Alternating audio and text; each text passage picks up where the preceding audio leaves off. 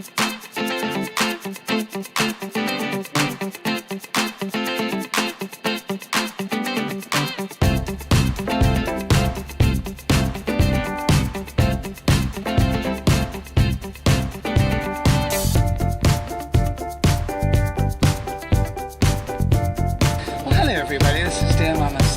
a very wet Tuesday morning.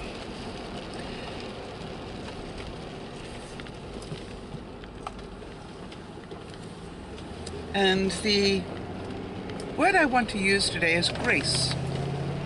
G-R-A-C-E, grace. Because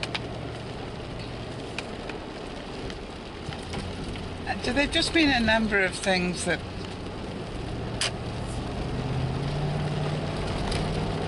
triggered that for me. The first thing is that I wanted to thank Carly for my little umbrella that I carry in my purse now, because Carly, it gave me the opportunity to be such a good Samaritan yesterday. I was walking with a colleague from work who had forgotten her coat. And we were both going to our cars, and I have, did you know, my big coat with my big furry hood. And I said, wait, let me help you here. And I pulled out the trusty pink umbrella, and I walked her to her car door and saw her safely and dryly into her car, for which she profusely thanked me. And I said, no, don't thank me, thank Carly. And I would have pulled out the camera and shown you that, but she asked me not to. So it is with great humility and thanks and some level of grace that I say, you sometimes don't realize when your little thoughtful gift is a gift to others, not just the person you intended. And I think that is so beautiful. And the other example that we had of this was over the weekend on the broadcast, where one of our viewers was talking about the fact that the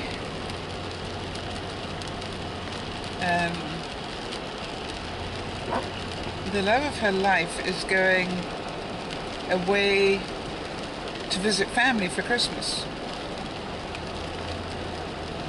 And the way that she was describing it, there was no resentment of that or anger about that or anything else. It was just a fact. I'm going here and the love of my life is going there. Which definitely didn't ring true in my family. And I wonder if any of you have this going on with Thanksgiving getting so close. And I'm going to talk about Thanksgiving before we talk about Christmas stuff, because in my family there was none of this share and share alike. It was a case of, you are my son or daughter and you will be home in your home for the holiday. But I'm married, I don't care. You will come home for Christmas. It was amazing to me. I mean, if I happen to be in the country, I don't know why. It sort of amazed me that there was no sort of give and take, that we'll take it in turns. Now, obviously, we had to put our foot down and go, listen, that's what you want, it's not what you're getting, because we're doing alternate Christmases or whatever. But the drama around that used to be absolutely horrific. Absolutely horrific. And so, for all of you parents who are graceful enough to realize that this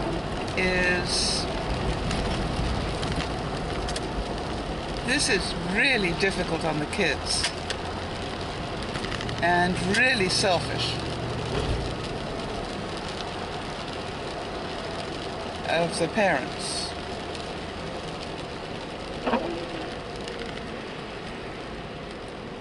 You know, it's scary to me. It's scary on how selfish we can be. Now, for example, I understand that if you have strong beliefs that, and you happen to be Christian, that Christmas Day is Christmas Day.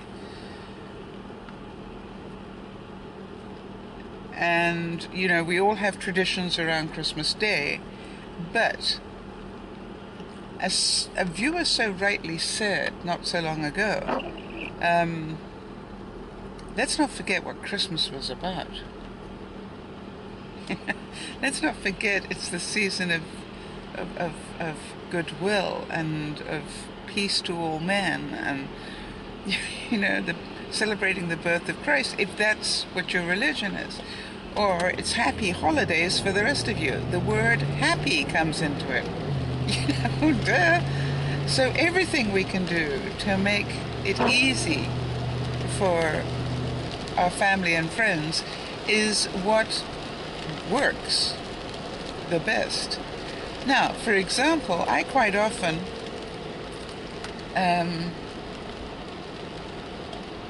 go and visit friends on Christmas Eve and end up having Christmas Day on my own.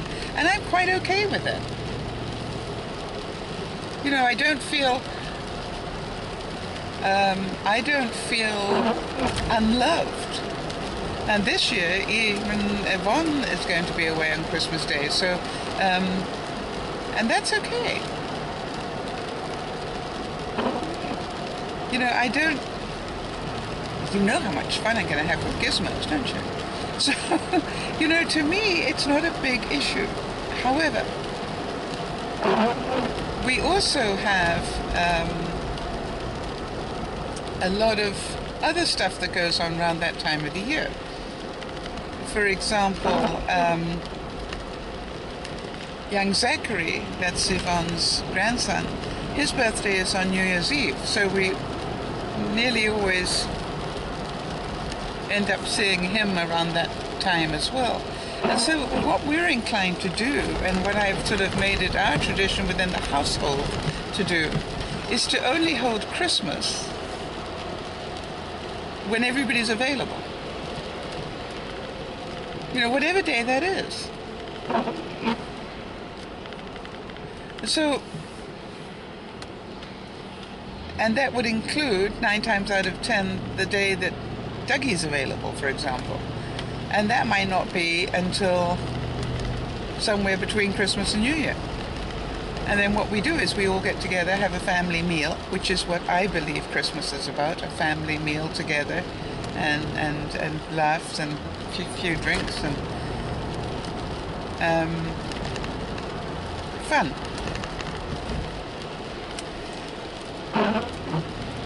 So as we go into Thanksgiving for those of you in the States, and it's really, I want to thank all of you from all over who have been wishing me happy Thanksgiving, and understand when I've written back and said actually we had ours back in October, I'm not discounting your kind thoughts. I'm just reminding you that I'm not sitting in the States. And even though Canada does have a Thanksgiving, I understand that the majority of the viewers are sitting in the States, and I really do wish them all a very happy time, and that's why I'm having this discussion. So my wish for this week is that all of you concentrate on, okay, how do I become graceful? And in that, perhaps we should look at selfless. It's not all about me, it's about us. How do I make it the best for us? And if that means that you celebrate Thanksgiving a week from the real Thanksgiving, so what? If that's the way we get everybody's needs met, isn't that great? Isn't the idea that the family gets together? And if that has to be a week later or a week before or even a month later, See, I think it's about the idea of it. Now, for example, there are a lot of advantages for doing things like the Christmas meal and Thanksgiving meal, a week after the proper event. Why? You can get your turkey at one heck of a price. If you eat turkey. That reminds me, I get a free turkey this year. And the reason I get a free turkey is I have shopped enough at my local store.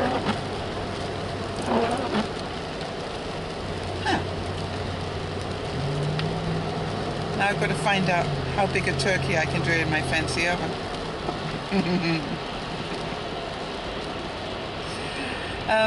Actually, I probably would do a turkey in my proper oven rather than my fancy new one. And you ask me why. The reason for it would be because... No, actually I probably wouldn't, because I probably wouldn't buy a full turkey. I'm inclined to buy a turkey roll, a butterball roll, because it's far less waste for me. When I say far less waste, you end up with so much fat and so much meat that I wouldn't normally eat, and you end up with leftovers for a month, which, don't get me wrong, turkey is turkey, it's wonderful. But I only like the white meat, and normally by the time you finish the Thanksgiving dinner, the white meat's gone. So therefore anything else is probably not going to get a whole lot of use. So the idea of being a little selfless, I used to be, and I got to admit that this is part of the discussion I wanted to have this week. I used to be such a jealous person at one point of my life. I still have to catch myself every now and then. Oh, you mean you're going away?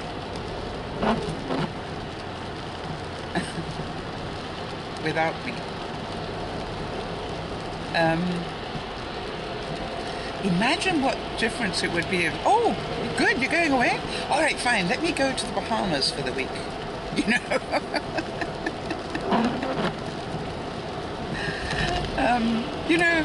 But what we do is we become the victim. If we become the absolute, oh, you're going away? Leaving me on my own?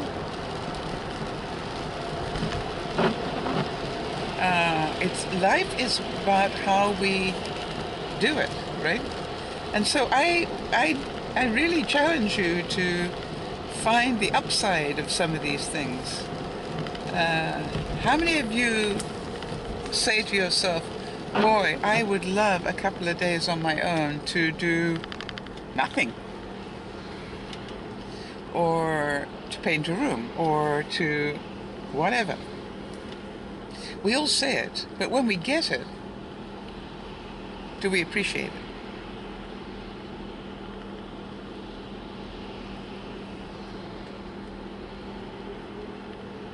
And so my heads up for this week is be very aware of your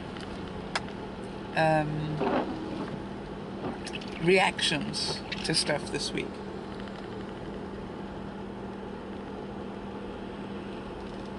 Be very aware. Does the Thanksgiving meal turn you into a huge victim, or do you get everybody to bring part of it so that nobody has to work too hard and everybody gets to enjoy a great meal that you just warm up for half an hour or so just before you eat?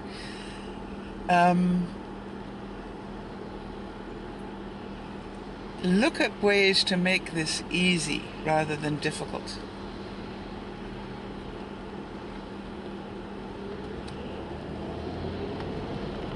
And if you really are incapable of doing that,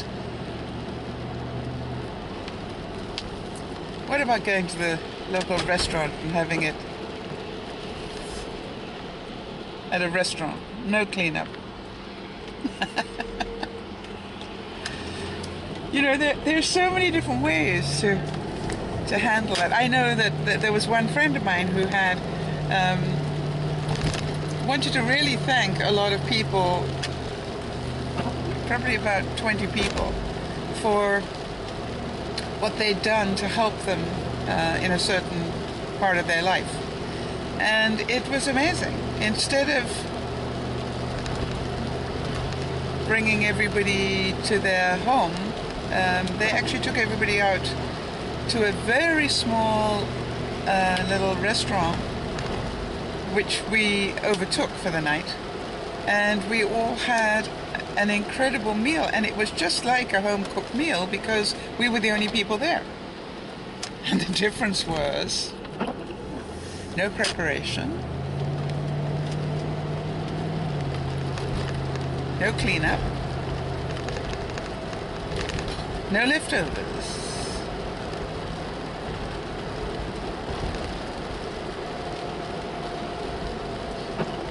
So be creative about these things and don't get hung up too much on the what has to happen. Nothing has to happen.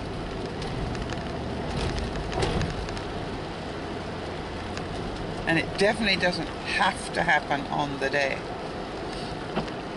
Unless, of course, you're saying, well, that's the only day everybody can get together. Well, that's okay. I understand that. But I'm sure that you also get my idea of be a little selfless. For those of you who know this is a message for you.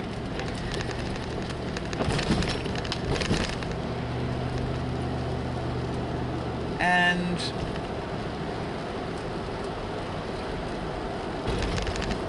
enjoy what you have. Don't spend the holiday season being sad because you don't have family that comes to visit you. You know, if that is true. Spend the Thanksgiving giving thanks for what you have. Do you have a roof over your head? Do you have any food in the fridge? Do you have, you know, what do you have that you can be thankful for? Because the word is Thanksgiving.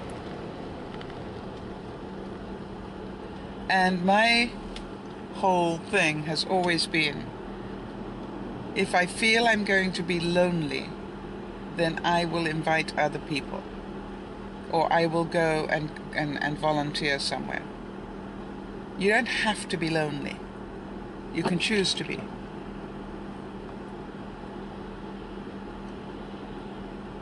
And I think if you can spend Christmas, if you need to, if you can spend Christmas on your own and be happy, that means you're pretty balanced.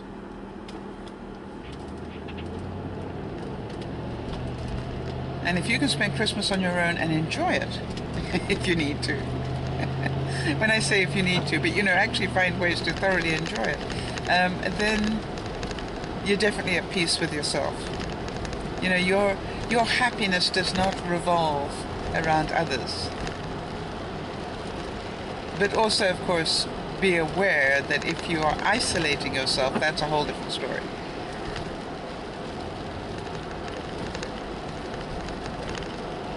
So, have a good day, everybody. And you may or may not have heard the windshield wipers. You probably did a little bit, because what we found out was in the real rain, they still make a bit of noise. They're definitely vastly improved. And they only make a noise at certain points. I'm not quite sure what causes that. It makes me wonder whether it needs another cleaning and another going over the blades. And so the next clear day we have, I'm going to do that again, because it definitely is worlds better than it was. So if any of you have got any other tips on how to stop windshield wipers squeaking, we'll take them all, because there were definitely a few other people who had the same problem, and they didn't necessarily have Jeeps. And so please let me know. And if there's anything particular that you'd like me to cook in my halogen oven so that you can see how it works, do let me know, and I will start planning some meals around those things. This is Dear Mama Sal saying bye bye for now.